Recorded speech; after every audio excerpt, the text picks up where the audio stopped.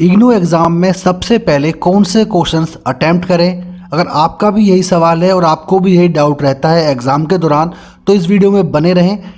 आज मैं आपको बताने वाला हूं कि किस तरीके से आपको अपने क्वेश्चन पेपर को अटेम्प्ट करना है। सबसे पहले कौन से क्वेश्चंस आपको अटेम्प्ट करने हैं। जो सबसे पहले क्वेश्चन आपको अटेम्प्ट करना है वो क्वेश्चंस हैं जो आपको पूरी तरीके से अच्छे तरीके से जिस क्वेश्चन के बारे में आपने पढ़ा हुआ है, जो आपको अच्छी तरीके से आता है, सबसे पहले आप उन्हीं क्वेश्चंस को अटेम्प्ट करें। काफ़ी स्टूडेंट ऐसा करते हैं कि उन क्वेश्चंस को सबसे पहले उठाते हैं जो डाउटफुल रहते हैं, बट ऐसा करना आपका टाइम वेस्ट हो जाएगा। इसलिए ऐसा बिल्कुल ना करें। सिर्फ सबसे पहले उन्हीं क्वेश्चन को चूज़ करें जो आपको अच्छे से आते हों, जिनकी तैयारी आपने की हुई है। सेकंड, जब आपके वो सभी क्वेश्चंस कंप्लीट हो जाएं, देन आपको वो क्वेश्चंस अटेम्प्ट करने हैं जो सिर्फ 1 मार्क्स के हैं या फिर 2 मार्क्स के हैं। यानी 1 मार्क्स और 2 मार्क्स के क्वेश्चन आपको अटेम्प्ट करने हैं, क्योंकि इन क्वेश्चंस में आपको लिखना काफ़ी कम होता है और इनके मार्क्स आपको पूरे मिलते हैं। जो ये 1 और 2 मार्क्स के क्वेश्चंस हैं, ये आपका काफ़ी टाइम बचाते हैं एग्ज़ाम में, और जिसकी वजह से आपको आगे क्वेश्चंस के लिए काफ़ी अच्छा टाइम मिल जाता है। और इन क्वेश्चंस के जो आंसर्स हैं उनमें डेफिनेटली आप भी श्योर होते हैं कि आपको ये मार्क्स पूरे मिलेंगे, क्योंकि अगर आपका क्वेश्चंस ज़्यादा मार्क्स का होगा तो उसमें आपको लिखना ज़्यादा होगा और पूरे मार्क्स मिलने की श्योरिटी काफ़ी कम है। इसलिए 1 और 2 मार्क्स के क्वेश्चन में 99% चांसेस होते हैं कि आपको पूरे मार्क्स मिलेंगे, जो कि आपका डाउटफुल भी नहीं रहता और आप उसे ईजीली कर पाते हैं। देन उसके बाद आपको उन क्वेश्चंस को छेड़ना है, उन क्वेश्चंस को अटेम्प्ट करना है जिन क्वेश्चंस के बारे में आपको थोड़ा बहुत आइडिया है। सपोज डेट अगर आपका कोई क्वेश्चन 2 पार्ट का है, उसमें से आपको 1 पार्ट आता है और दूसरा पार्ट नहीं आता है, तो आप सबसे पहले उस पार्ट को अटेम्प्ट करें जो आपको आता है।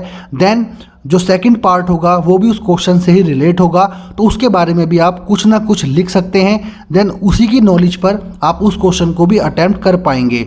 तो इसलिए उन क्वेश्चंस को बाद में करें जिनके बारे में आपको कम पता है, क्योंकि उसके अंदर आपको टाइम चाहिए, आपको अपने माइंड का यूज़ करना पड़ेगा, आपको सोचना पड़ेगा लिखने के लिए। इस वजह से इन क्वेश्चंस को आपको बाद में अटेम्प्ट करना है।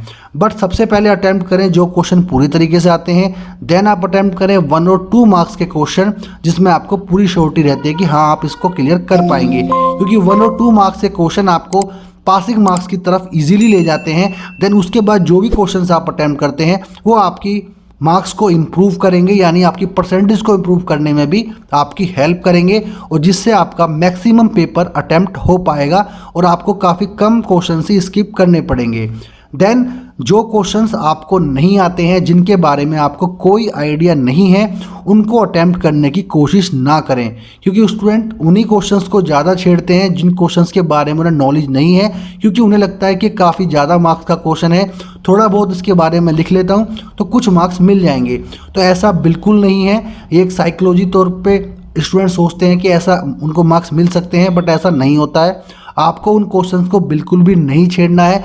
हो सके तो उनको स्किप करने की कोशिश करें, बिल्कुल भी उन्हें ना छेड़ें, क्योंकि जिसके बारे में आपको नॉलेज नहीं है, अगर आप उसके बारे में कुछ चीज़ लिख भी देंगे तो भी उसके मार्क्स आपको नहीं मिलेंगे। यानी टोटली उस क्वेश्चन को जो टाइम आपने दिया है वो पूरा टाइम आपका वेस्ट होगा। तो उस वेस्ट टाइम को आप वहाँ ना देकर उन क्वेश्चंस पे दें जिसके बारे में आपको थोड़ी बहुत भी नॉलेज है।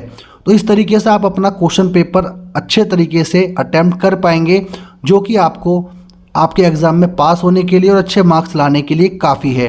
उम्मीद करता हूँ ये वीडियो आपके लिए हेल्पफुल रही होगी, और आने वाली सभी वीडियोस एग्जाम रिलेटेड होने वाली हैं। तो स्टडी हाइट्स को सब्सक्राइब करें और बेल आइकन को प्रेस कर लें ताकि कोई वीडियो आपसे मिस ना हो। मैं मिलता हूँ आपसे नेक्स्ट वीडियो में एक नए टॉपिक के साथ। Till then take care and good bye.